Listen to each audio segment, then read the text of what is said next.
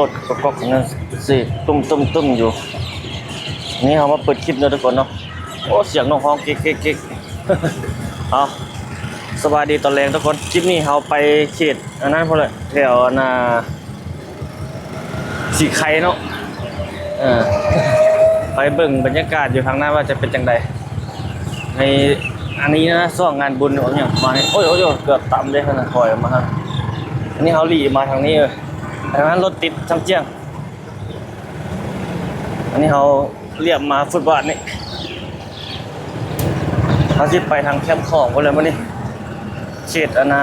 สีไข่ว่ะโอ้ยมีหนาม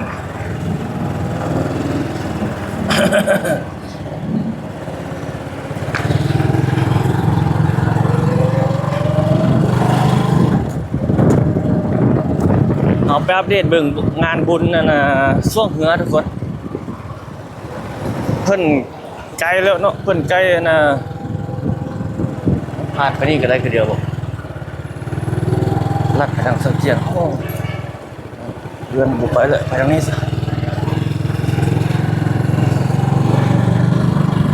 ฝนหากระตุกเศร้า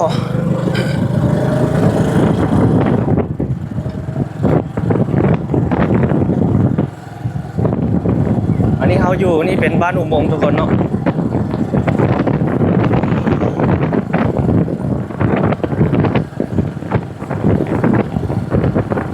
เขาจะไปจุดนี้แล้วก็เข้าสู่ถนนสุพรรณวงศ์เรียบลงไปทั้งเขตบ้านสีไข่เมื่อวันที่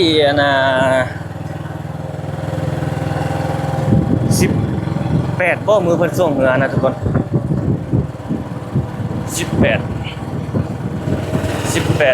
18เนาะแต่ว่าเพิ่นน่าจะเริ่มงานเริ่มลิ้นไปแล้วแหละเดี๋ยวเขาไปเบิ่งบรรยากาศอยู่เขตนั้นว่าเป็นจังใดฮะนะปีกายนี่เขาไปเนาะบนส่วงเหือสีไข่ก็ได้แต่ไปจนแรงละเพิ่นส่วงแล้วละ เขาไปไม่ได้เขาเจ้ากินเหล้ากินเบียร์อยู่เฮือนเนาะเห็นแต่บรรยากาศอยู่เขตนั้นเขาเจ้าลิ้นม่วนซื่นสุ่มเสียวอยู่เฮือนไผเฮือนมันนะแต่ว่างานแข่งขันนั้นเขาแล้วแต่เช้าแล้วแต่ว่ามื้อนี้เขาปีนี้เนาะปีนี้แล้วมันเขาจะพักเบี้ยเราไปถ่ายทุกท่านได้เบิ่ง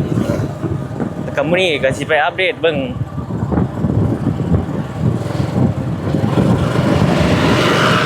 มื้อนี้สิไปอัปเดตเบิ่งว่าเป็นจังได๋นะเพิ่นเริ่มลิ้นเริ่มงานแล้วบ่น่าจะเริ่มแล้วมื้อนี้เป็นวันที่14แล้วเด้อีกมื้อหน้ามือขอดมือแท้เหรอโอ้เป็นไงทุกคนขอโทษหลายๆ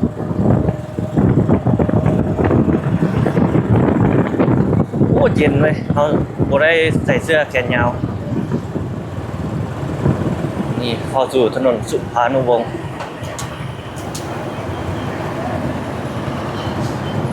เบื้องนั้นเบื้องรถมาจากทางนั้นก็แหละทางนานาในเมืองก็แหละเอาไปทางนี้มุ่งหน้าลงทั้งสี่ใครก็เลี้ยวผมว่าก็เลี้ยวเดี๋ยวเอาไปนะ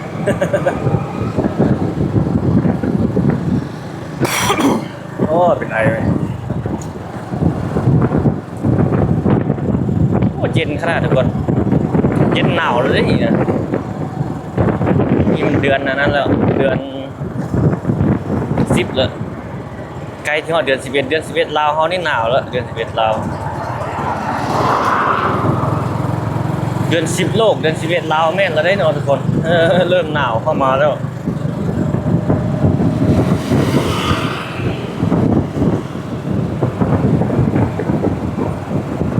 มันเป็น7-11นะนี่บรรยากาศก็ประมาณนี้แหละทีนี้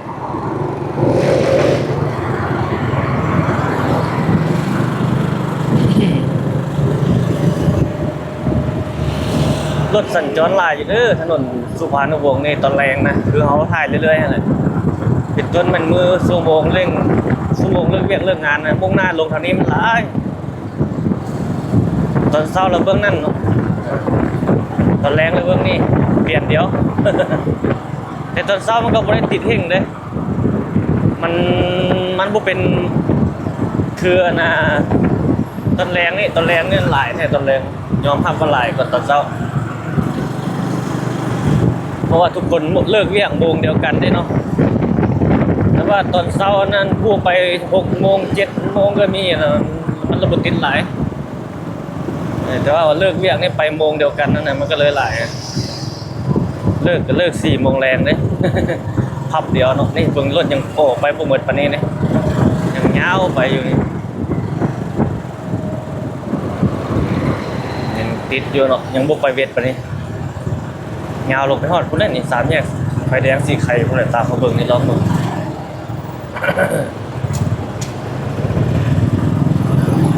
โอ้ติดหลายแท้รถจักรนี่ไปได้อยู่รถจักรซอกแซกไป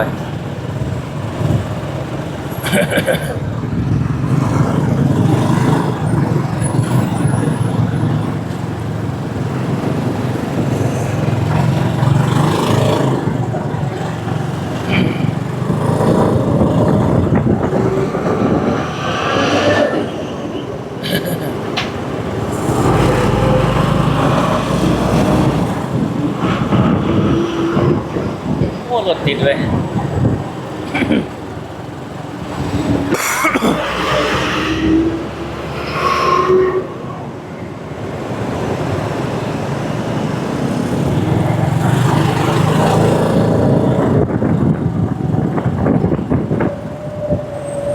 ฝนจักรสี่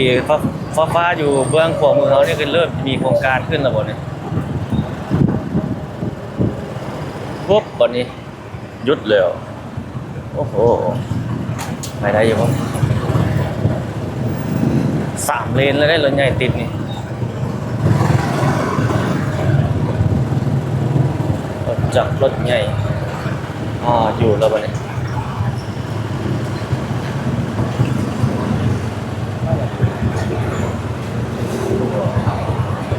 ข้างล่างก็ติดเลย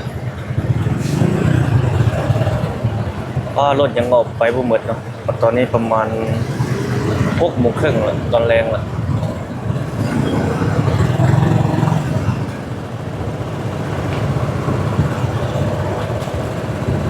ยังติดอยู่เนี่ยเลยติดฮอดไฟแดงปานอากาศอะไรแบบนี้ติดแต่พุ่นมาแล้ว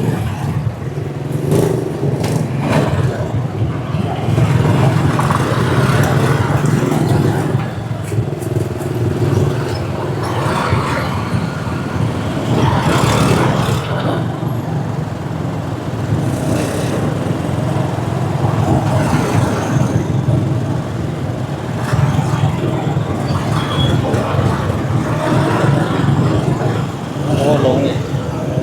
เป็นขี้เพื่อนเจือกเลยวันนี้เอาเลี้ยวขึ้นนี่เลย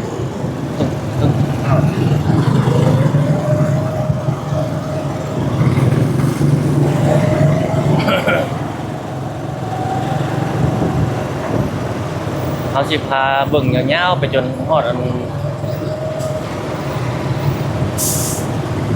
บ้าน4 บุญเพืองว่ะบ้าน4 บุญเพืองท่าว่ะไม่อยากประมาณนี้เรียบลงบนมาหาหญ้าพระลงมาแถวบ้านสีไข่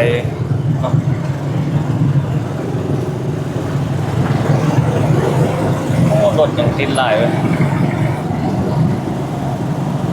ทางหน้านี่ไฟแดงบ้านอากาศสีแยกไฟแดงบ้านอากาศเมืองสีโคตรตะวงนครหลวงจันทร์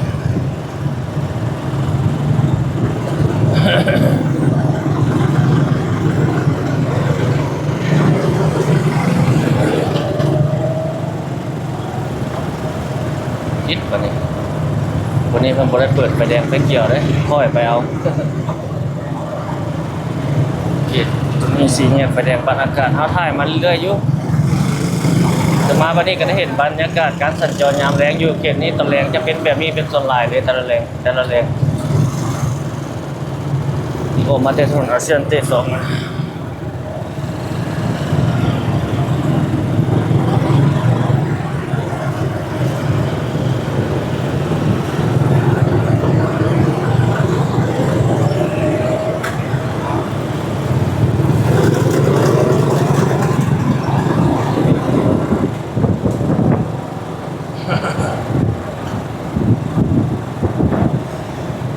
โอ้รถยังหลายเนาะเพิ่นก็ระบายอยู่เจ้าหน้าที่จราจรเพิ่นก็ระบายอยู่ปล่อยไฟแดงนะปล่อยรถ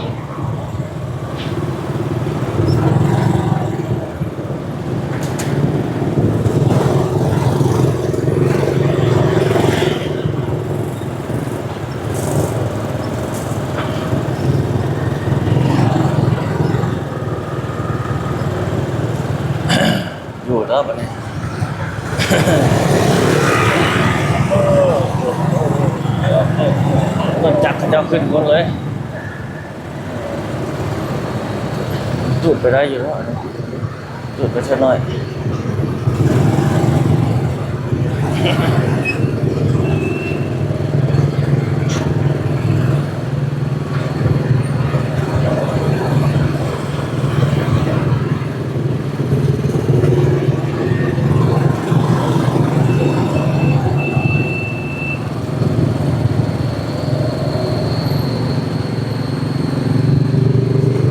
มีโอ้เสียงนั่นห้องเสียงจิลิด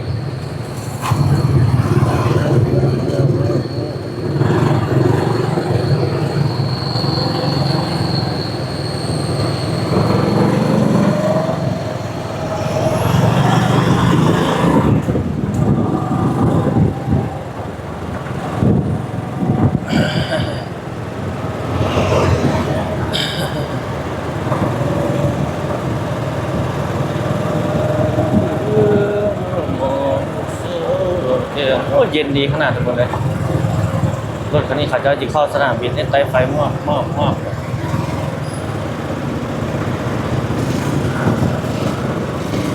เดี๋ยวหัวเข้าไปสนามบิน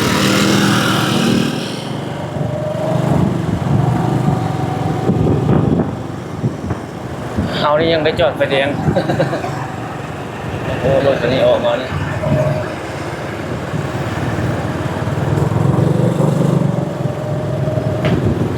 อยู่วันนี้ขนาดเล็กมาใส่แล้วบอกเป็นบัวอยู่วันนี้เพราะว่ามาใส่แล้วเนาะ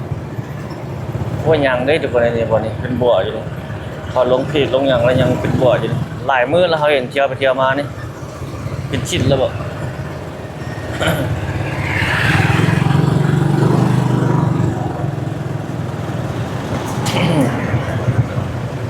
รอเพื่อนออกมาจากสนามบินสกลบันไตมันเป็นโรงแรมอีบันไตแอร์พอร์ต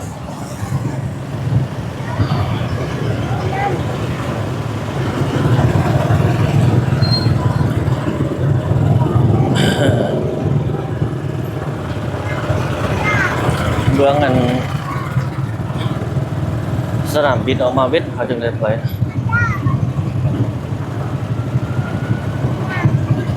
เขาจะไปเกี่ยวอยู่ทางนั้นลงมา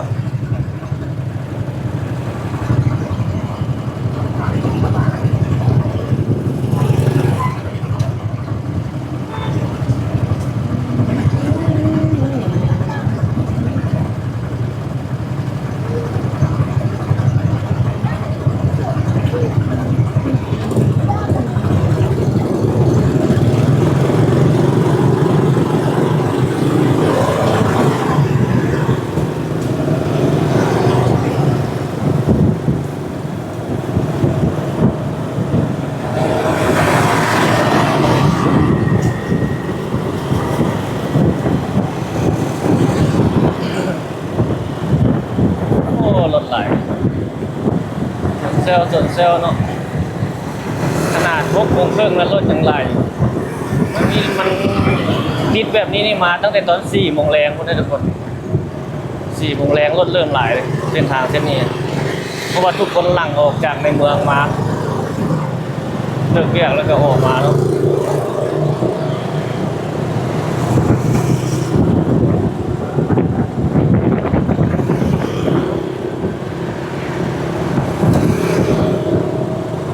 เขาจะไปเข้าอยู่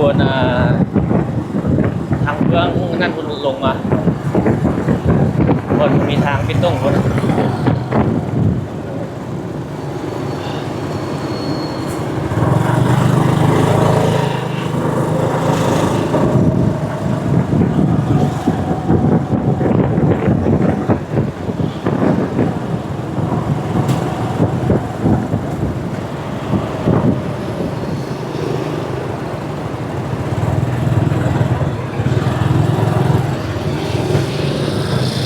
เราจะเข้านี่มั้ง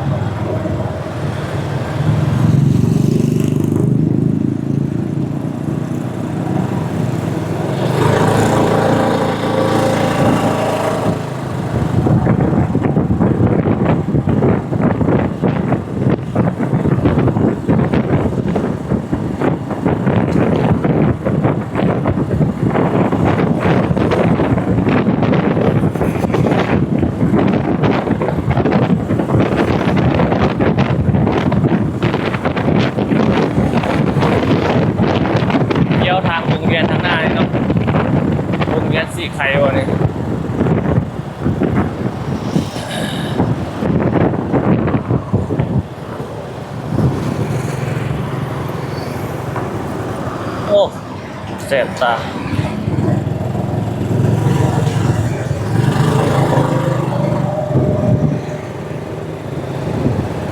วงเวียนนี่ก็ยังเอายางใส่อยู่เอาไปข้างหน้าแล้วก็เกี่ยวลงมา ถ้าเอาไปสุดนี่ก็ฮอดเกาเลียวพุ่นแล้ว ถ้าไปสุดเส้นทางเส้นนี้ก็พุ่นแล้วเมืองหาดสายฟองพุ่นแล้วเมืองสังของบนหาดสายฟองพุ่นแล้วล่ะหาดสายฟองจะลงไปทางนั้นพุ่นโอ้แถวนี้ขายเครื่องขายของอยู่ของกินอันนี้เฮามุ่งหน้าไปทางเขตเกาเลียวจะบ่ฮอดเกาเลียวที่เมืองสังทอง24กิโลเมื่อหน้าก็สิไปเบิ่งเลิกเมื่อไรบ่เลิกเวียกละพักเวียกนะไปเขตเมืองสังทอง24กิโลเขารู้จักไปก็ได้เนาะมันน่าจะมีบ่อนถ่ายหลายอยู่ได้ทุกคนเนาะไปลิ้นเกตนะน่าจะมีสถานที่ท่องเที่ยวว่าไม่อย่างเดี๋ยวมื้อหน้าจะไปเบิ่งคอมเมนต์มาเด้อทุกคนถ้าผู้ใดอยากเห็นเมืองสังทอง เขาเข้าทางหน้าโอ้เกือบไกลเลยเข้าบนรถจักรออกมาครับถ้าไปซื้อเกาเลียวเขาเลยเมืองโครงการบ้านมันอย่างพอจะเขียนแต่ว่ามันยังขึ้นกับเมืองสีนั้นได้ทุกคนเลยเมืองสีโคตรตะบองบ้านโครงการบ้านสีบนเมืองท่งเนาะเขตนี้นะสีบนเมืองท่ง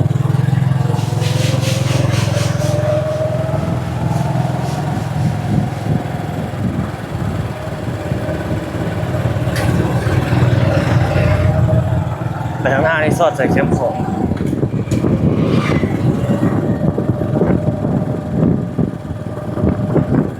ไข่บ้านสีบุญเฮืองท่งนี่ขึ้นไปทางหาดทรายดอนจันทร์พ้นแล้วมันแล้วมันละพระเนตรทางไปตรงหมดละทางไปตรงนี้พระเนตรหน่อยมาสุดอยู่วันนี้สุดอยู่นี่เขตบ้านสีบุญเฮืองท่งนี่จะเห็นเงินใหม่เลย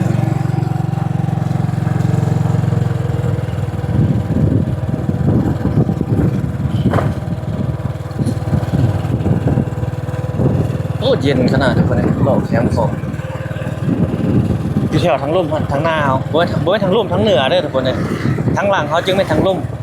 ทั้งหน้าเอาไปนี่ไม่ทั้งถึงเนาะทางทิศเหนือเอามักว่าผิดตลอด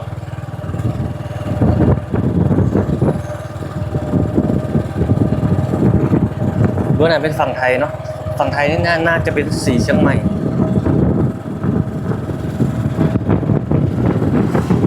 เขตทางหน้าเฮานี่เลยเพิ่นจะจัดงานบุญช่วงเหนือฮะ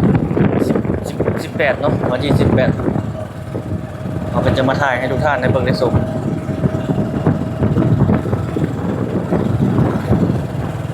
มื้อนี้ก็วันที่14แล้วเด้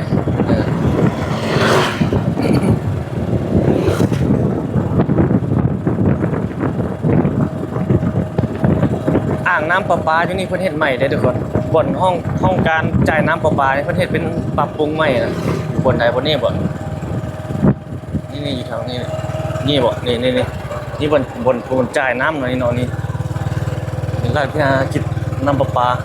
นครหลวงสาขาเมืองติโคตรตึกตัวนี้แล้วมาตัวนี้ประเทศใหม่ทุกคนเห็นบ่นี่ประเทศอ่างเฮ็ดอย่างนี้ตัวนี้ใหม่น่าจะเป็นบ่อนเก็บน้ำบ่หรือจังใดนี่นะเนาะน่าจะเป็นบ่อนอ่างเก็บน้ำได้เอาเบิ่งนี่ประเทศเป็นแบบนี้แล้วก็มีตัวขาวๆตัวนี้งามมืดแล้วเนาะมื้อหน้าต้นสวยสิมาถ่ายท่านได้เบิ่งนี่อ่างเก็บน้ำเด้อนี่เฮ็ดใหม่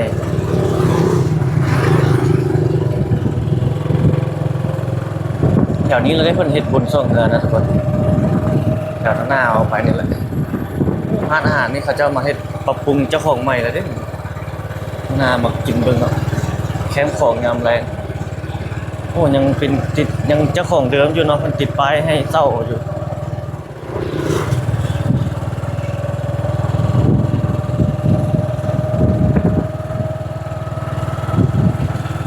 เขตนี้เลยทุกคนเขตงานบุญส่งเงินนะแต่ว่ายังมีวัดหนึ่งที่ประเทศเป็นบ่อนวัด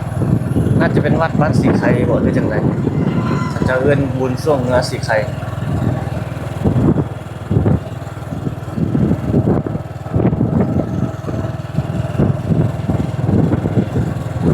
โอ้เย็นดี เย็นเงือบเลย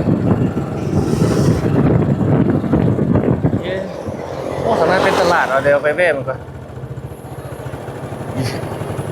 คือว่าห้องนั่นคนหลายเขาจะเห็นอย่างไร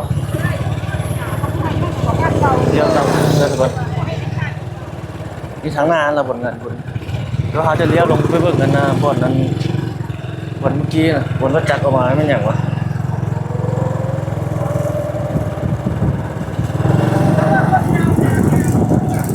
นี่ห้องนี่เจ้าเห็นอย่างเป็นหินไปหุ้มๆโอ้นี่สัตว์ปุงโปะปุงเปาเนาะโอ้วัดนี่เลยเนาะบนเขาส้มเนื้อทั้งหลังเขาแล้วตัวสิเนาะนี่ทางหน้าเขาเจ้าเป็นวัดทั้งเลยดินี่วัดบ้านนี่แหละที่เขาเจ้าเฮ็ดปุงเปาเฮ็ดงานบนส้มเนื้อที่วัดนี่เลย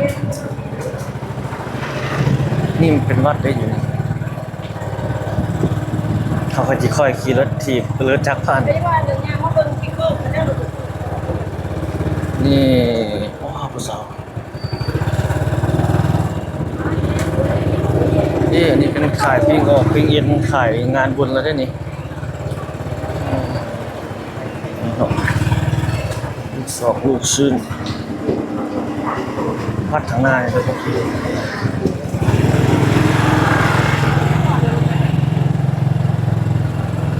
ข้าวโหลข้าวหลามเขาจะขายแล้วเด้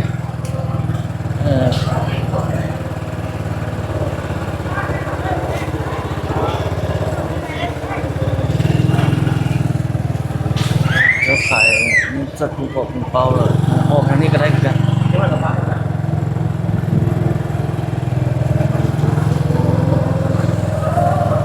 วัดนี้เลยเนาะที่ประเทศแต่ถูกตรงลุ่มบ่อนเมื่อกี้เขาจะไปกับเขาเจ้าเฮ็ดสัตว์ภูเป้าคือกัน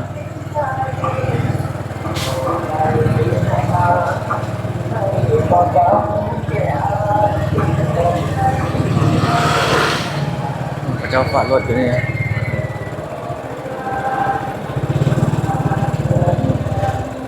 ฝารถนี่นะโอ้ไปทางหน้าเฮานี่ก็สอดใส่อันน่ะถนนสุภานุวงศ์เลยเกี่ยวนี่แหละเข้าไปรอเบิ่งเนาะมันฝารถเราได้จ้องจ่ายฝารถเด้นี่เนาะวัดนี่แหละมีฝารถจักรฝารถโอเคโอเค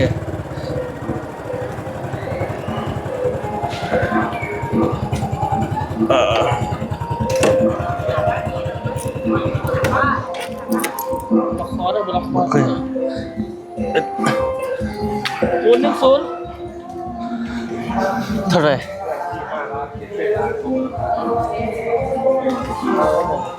่15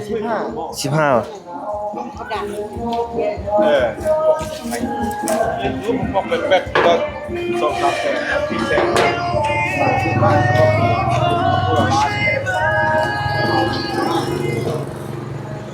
เข้าไปรอบเบิ่งเนาะ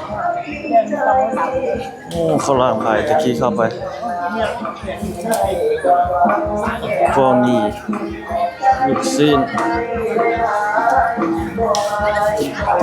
15,000 กีบนะฝากมาจากข้าวหลามตัวที่ขึ้นกับวัดบ้านอย่างเลื่อมเนี่ยเราใส่ระบบเห็ดลูกศพลูกชิ้น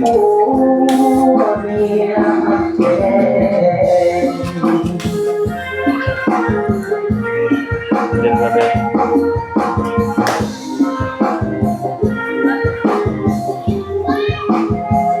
ทางหน้าวัดอะไร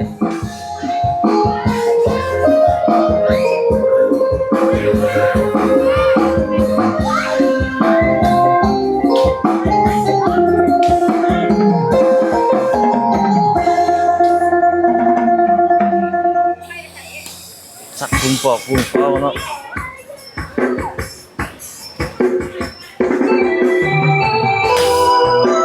เป็นยังเฮามาโลกเบิ่งบรรยากาศสดฝนก็เริ่มมาเลยฮะ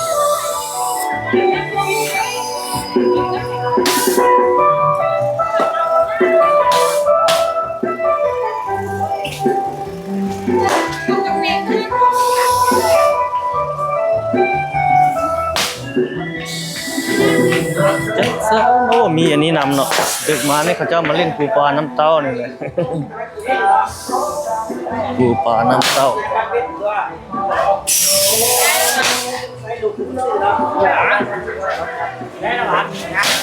นี่แต่คนเขาเพิ่นอาศัยอยู่เขตนี้ครับเพิ่นจึงมาอันนั้นแถวนี้โอ้ทางนี้มีสาวนักเรียนเอาโลดทางนี้แล้วก็ไปสอดใส่ทางเบื้องแคมป์ของ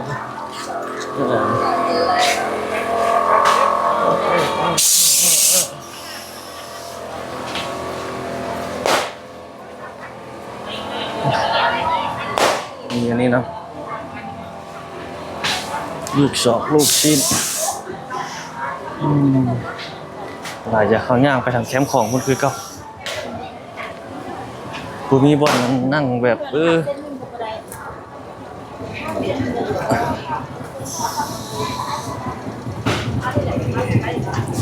พอออกกลับไปเขาถึงแปลรถแล้วก็ออกมาแล้ว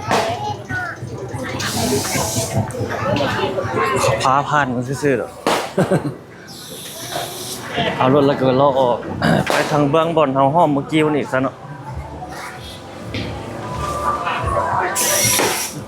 พวกยิงปืนพุ่งเปาะย่างกลับคืนออกไปแล้วบัดนี้ออกไปส้นเบื้องเงินทางนั้นพวกเขาเจ้าก็เฮ็ดคือกัน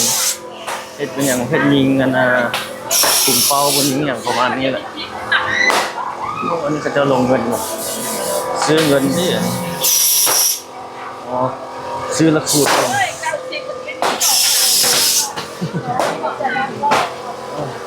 พ่อไปคืนแล้วตอนนี้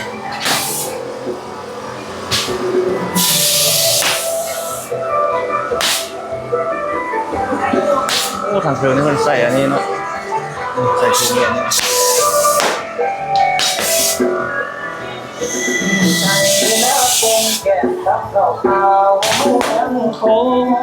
เมาแล้วโตสาวก่อนลำมงสา เพศเจ้ายิงอันนี้นี่ เป็นกันเองสาวบอกอยากเก่งใจกันก่อนจังมาสารวันไอต้องโยกขึ้น โอ้น้ำจะใส่เบียร์อะไรน้ำหวานเบียร์เสียบพิโก้เท่ เสียงรำคำนองสารวันต้องวิวอนนอนฝันเห็นบันบอดตอนโยยิงสี่ยิงลูกเสือลูกซีนโอ้ออกไปแล้วเดินทนไปเลย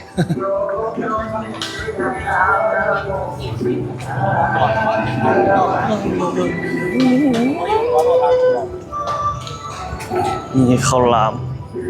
ได้ถามจากแม่ว่าน้ำบอกป่าแล้วบอกว่าปิด เบิ้งใหญ่ปานน้อยอ่ะมีอันนี้เท่าไหร่อันนี้ ตัวนี้อ่ะ40 อ๋อ ตัวนี้20อันนี้10อ๋อบางน้อยบางใหญ่เนาะ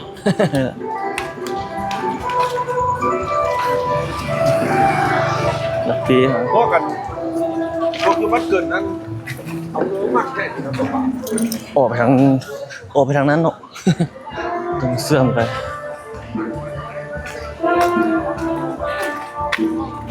โอ้ไปเรียบเข้มของคือเก่าทุกคนตังกูก็ง่ายรถก่อนคุ้ม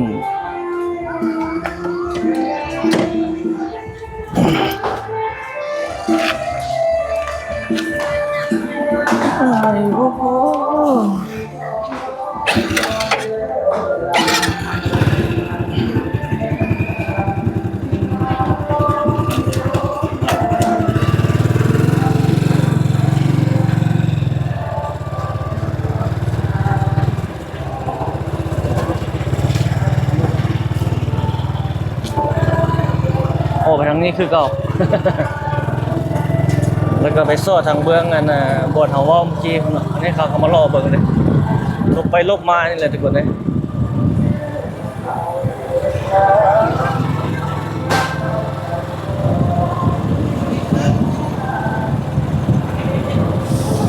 เกือบกายเด้อ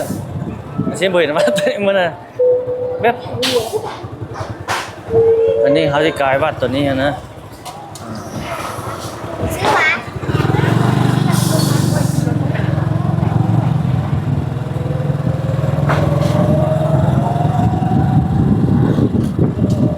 ถวข้างหน้านี่แหละบนพนส่งเรือนะกูแน่ใจว่าขึ้นกับบ้านสีไข่ท่งกว่าแถวนี้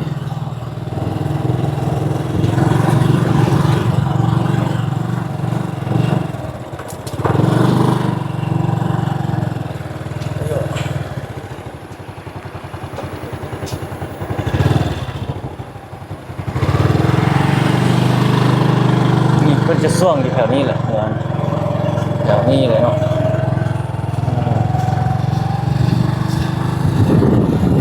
ร้านอาหารตัวนี้คนเต็มตลอดเขาบ่เคยเข้าไปกินจักเทื่อมาเจอเทื่อเห็นตลอดที่แถวนี้เขาเจ้าเริ่มเฮ็ดบนตั้งกลุ่มเป้าในวัดตัวนี้ก็ได้ผมเขาพร้อมนี่เหรอเอานี่เขาจะเฮ็ดกลุ่มเป้าใส่ทางแบบนี้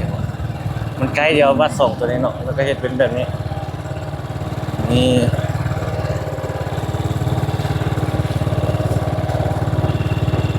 วัดเมื่อกี้เพิ่นเนาะเป็นวัดอันบอนพระเดชบุญนั่นนี่ไปข้างหน้าก็สอดใส่เขตสนามนั่นล่ะจุดนี้เพิ่นก็เลยขายอันนี้อยู่เขตนี้นำ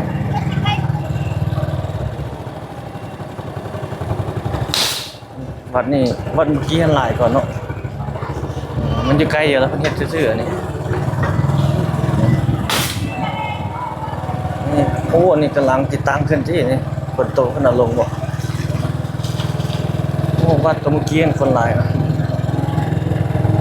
สองวัดนี่มันมีวัดนี่เอามาอ่านนี่ก่อนอันนี้เป็นวัดอย่างไรบ่เห็นเนาะ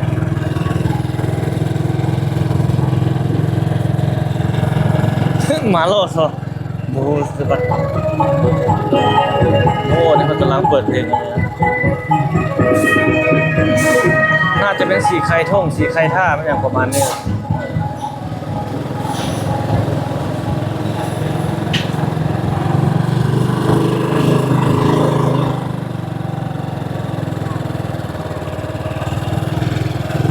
โลดลงไปทางแคมป์คลองมาดิ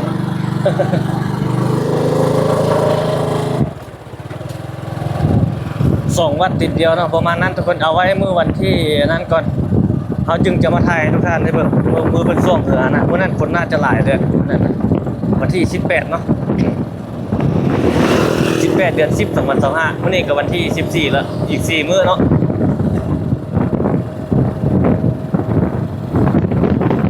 บนช่วงเหนือสีไข่ท่งสีไข่ท่าเป็นอย่างประมาณนี้แหละอยู่ใกล้เดียวนี่เข้ามาแล้วก็ล่อลงทางแคมป์ของพี่ต่อเลยนะ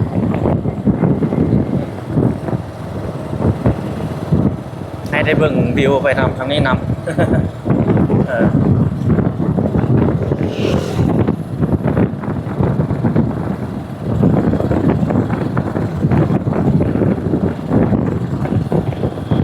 หลายเติมนาทีได้เนาะ10วิดีโอนี้นะเนาะ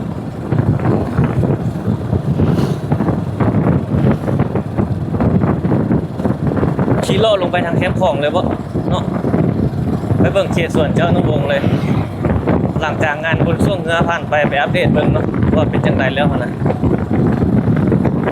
ช่องนี้เฮายังบ่ได้อัปเดตลงเด้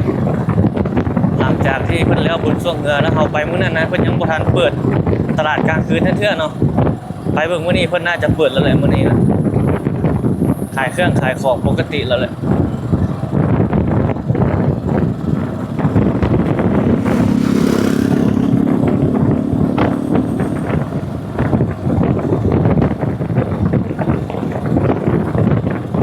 ไปแคมป์ของยามแรงริมโขงยามเย็นเบื้องกันซ้ายมือเอานี่ห้านกินดื่มเนาะห้านเรียนห้านเลยอันนี้อาหารตามสองตามสั่ง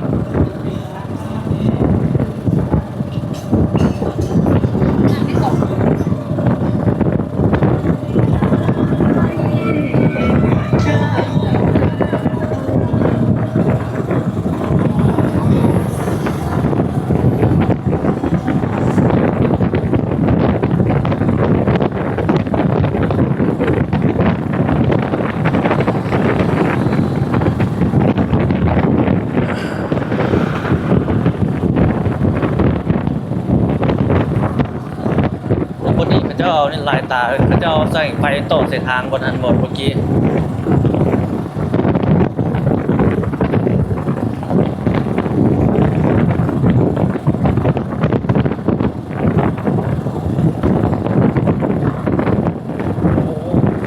ลงมานี่เบอร์นั้นฝั่งไทยตัวนี้ร้านอาหารเขาเดี๋ยวเขาจะพาโลกบ้านทางหน้านี่เนาะในยามกลางคืนทุกคนแล้วก็ไปผ่านยาวๆแล้วไปซอดออกเขตบ้านสีฐานไปเลยผ่านเข้าหมู่บ้านทางหน้าเอานี่นะซอดออกเขตบ้านสีฐานนี่เขาเนี่ยซอดออกเขตบ้านสีฐาน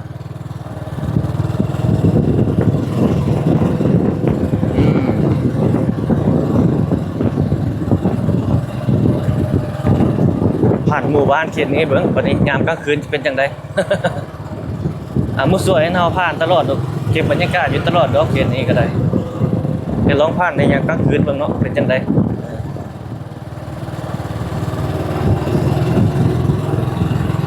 บีบนเมื่อกี้นี่เลี้ยวซ้ายไปซอดใส่ตลาดโกโก้นี่หมู่บ้านเขตนี้ในยามกลางคืนประมาณนี้เลยทุกคนพาทุกท่านผ่านเข้าไปเลาะเบิ่งไปเป็นทางตีไม่ต้องดีแล้ว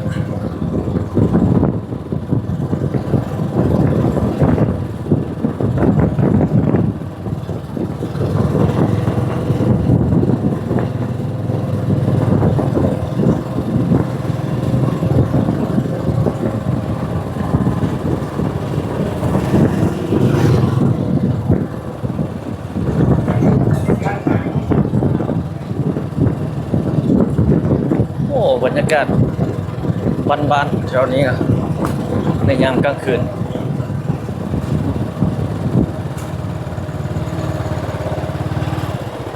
รถคันนี้เราออกห้านตัวนี้มาที่ห้านอาหารตัวนี้เลยห้านอาหารตัวนี้ด้านหลังของอาหารของวิวไม่อย่างประมาณนี้เลยเว้นของวิวอย่างวะแม่นของวิวอ่ะกูจื้อเลย มีห้านอาหารตัวเรื่องของเขากายตลอดเลยมักไทยเขาออกมาทางนี้วันนี้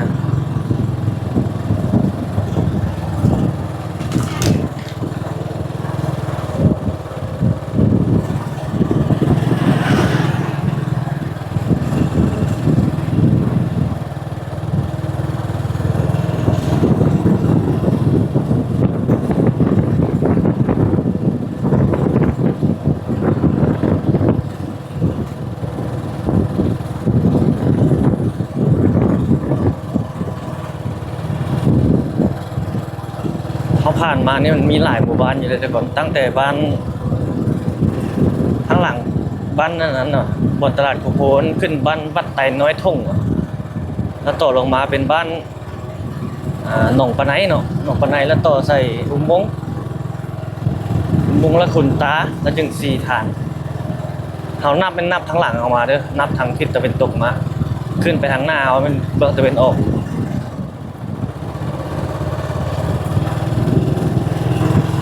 เขาจะเบิ่งเรือทามแบบนี้ยาวๆไปซอดออกเขตร้านอาหารเขาเจ้าอยู่ทางนั้นหมดเลยร้านอาหารอยู่ทางเบื้องเงินเขตดอนจันทร์เขาเลยเขตหาดทรายดอนจันทร์หมดเลยรอบบ้านในยามกลางคืนเขตนี้ประมาณนี้เนาะ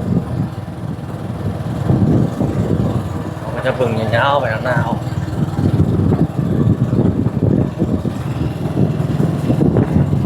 กำลังเห็นใหม่ก็มีอยู่งานพระเจ้าก็ได้เนาะ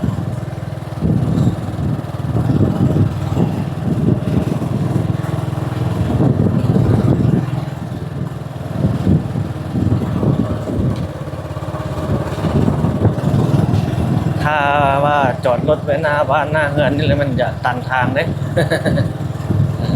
เพื่อทางห้อมทางซอยเนาะแต่ก่อนมันเป็นทางอันนั้นแต่ก่อนมันเป็นทางนั่นดินแดงเด้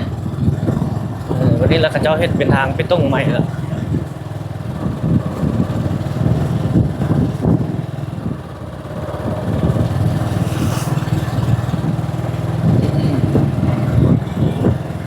นี่แหละเขาลอบมาออกมาในยาม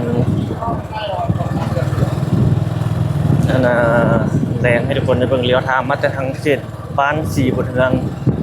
ท่งมาเนาะชนมาฮอดพี่โอ้หลายหมู่บ้านได้คิมีนะ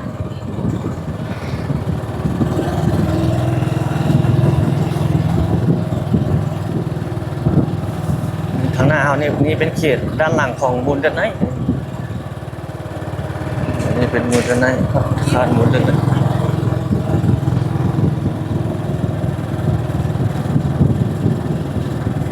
เขาจะเลี้ยวทางไปทางหน้านี่ซอดออกคนเลยที่โรงแรมจีนนะแถวทางหน้าเขานี่เป็นเขตบ้านนั้นระบบบ้านขุนตาระบบ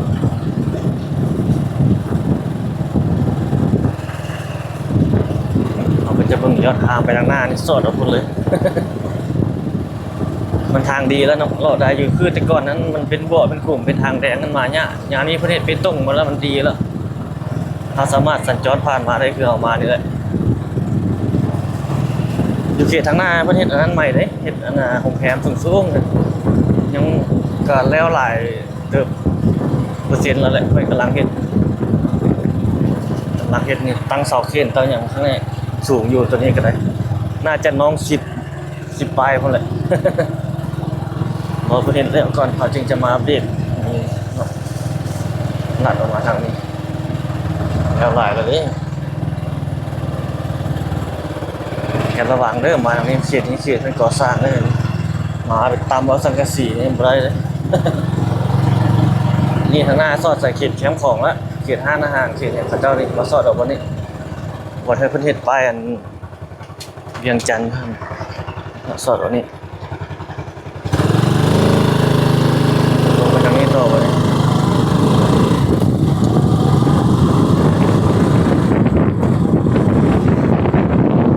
โอ้เย็นขนาดทุกคนเลยอันนี้เรียวไทม์ในแรงของมือวันที่14 เดือน 10 2025ด้วยทุกคนอัปเดตล่าสุดตอนนี้เรายังอยู่เขตเมืองสีโคตรตะบองเขตบ้านวัดจันทร์ทางหน้าเขาเพิ่นจะขึ้นกับเขตอันนั้นบ้านอันนั้นขึ้นกับบ้านอันนั้นบ้านวัดจันทร์นี่ขึ้นกับเมืองจันทบุรีแล้ว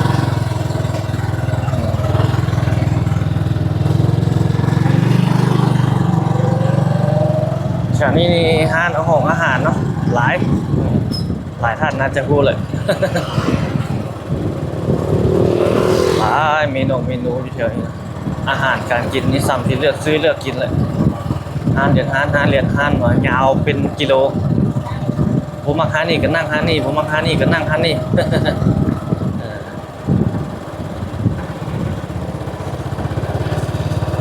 นั่งจิบแบบชิบพอไปนี่ก็มีกันจิบบอกสิบใบไป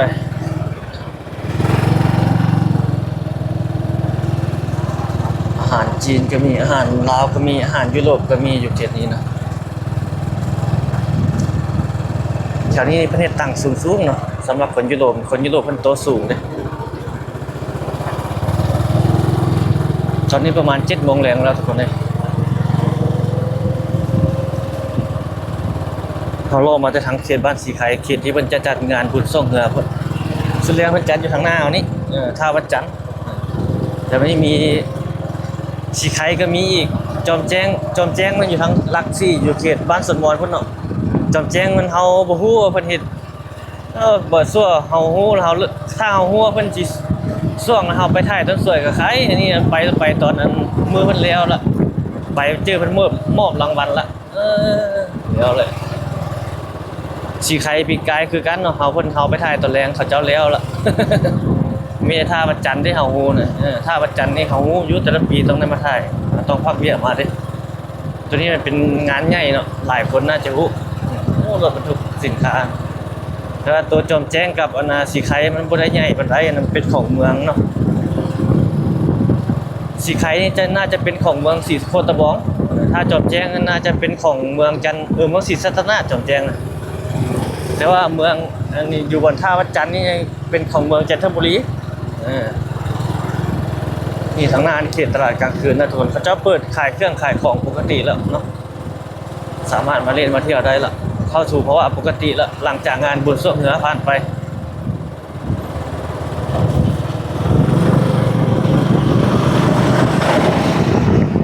รถทัวร์หลายเนาะรถแขกท่องเที่ยวนะ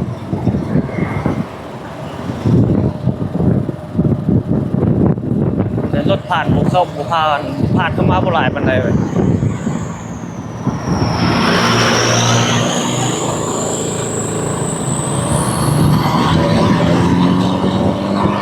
คนนะสิ่งร้อยตลาดกลางคืนนี่เขาเจ้าปลูกแบบนี้บางห้างก็ปิดเนาะเพราะว่าฝนตกเลยทุกคนฝนตกเมื่อกี้นี่คิดตลาดกลางคืนเที่ยงของได้ประมาณนี้แล้วทุกคนเนาะเข้าสู่ภาวะปกติเรียบร้อย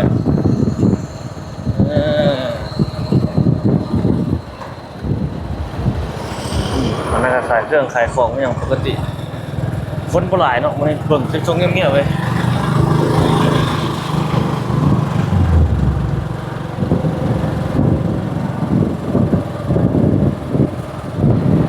มันฝนตกมันสวยมันฝนตกนะเขาเจ้าก็เลยบ่มาลิ้นหลาย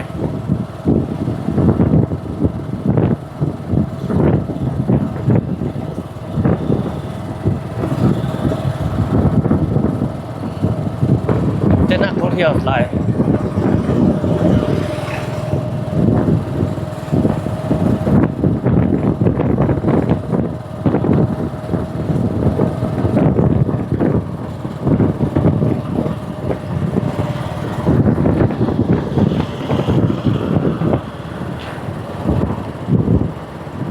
ร้านขายเครื่องเขาเจ้าบอกว่าเปิดหลายเนาะโอ้เลยแขกกลัวมานี่ร้านขายเครื่องนั้นบ่ได้เปิดเต็มร้อยเพราะว่าฝนตกแล้วบ่มันสวยเนี่ยเขาเจ้าคิดว่ามันสิตกโดนเขาเจ้าเลยบอกว่าถ้าว่าบ่ย่านฝนตกนี่เขาเจ้าเปิดเต็มนี่คนจะหลายฝนตกกันล้างกันขี้ฝุ่นล้างกันขี้เปื้อนอันนี้พอดีเลยเนาะคือว่าผ่านมางานบุญส่งเหงื่อผ่านไปได้พื้นบ่เขียวนี่มันเปื้อนนะฝนตกจ้าดมันใส่ก็ถือว่าเป็นการล้างพื้นล้างอย่างไปนำเลยโอ้รถไฟกระทรวงเขาเนี่ยไปแบบนั้นเลยไปแบบโหดขนาดฟ้าเวียดที่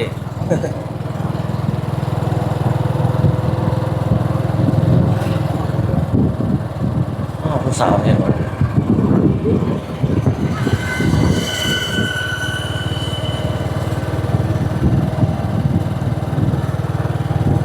การขับรถขับล้างอยู่ท้องถนนนี่คือการเดินทุกคนบางคนก็ขับสุภาพบางคนก็ขับบ่สุภาพ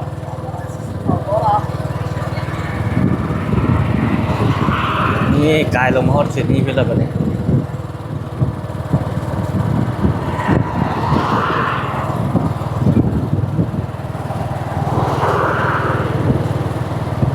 ผู้สาวแม่เป็นรถอ่ะ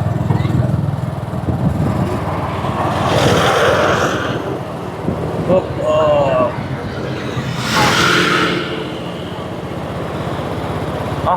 คลิปนี้ประมาณนี้ทุกคนได้ทุกคน งาวแล้วเอาจนมาฮอดปีแล้วเนาะคือว่าเป็นการอัปเดตพาชมในแหล่งของมื้อนี้ทุกคนเขตแคมป์ของตั้งแต่เขตเมืองอาหารจีนที่คนมากินหลายเว้ยตั้งแต่เขตเมืองสีโคตะบองลงมาจนฮอดเขตเมืองจันทบุรีอาหารจีนเต็มเลยคน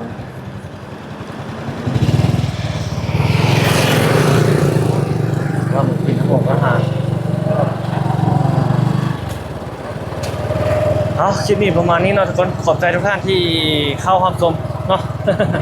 เอาอัปเดตพาชมแรงมื้อนี้จะประมาณนี้ละไว้พบกันใหม่คลิปถัดไปสบายดี